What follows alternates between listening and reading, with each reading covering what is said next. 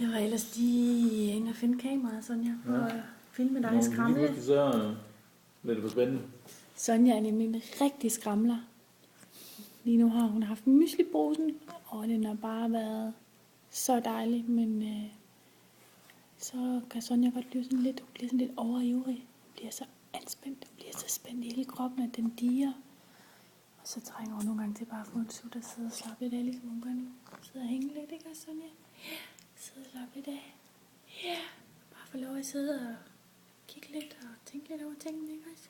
Ja, det kan være lidt for meget. En pose. Jeg tror lige, jeg prøver at give hende posen igen, bare lige for kameraets skyld. Se, Sonja, der var mysliposen.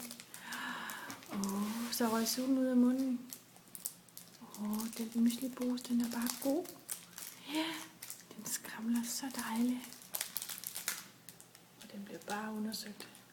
Den bliver bare undersøgt. Ja, det gør den. Ja, du ved det godt, der er kamera på. En myslipose.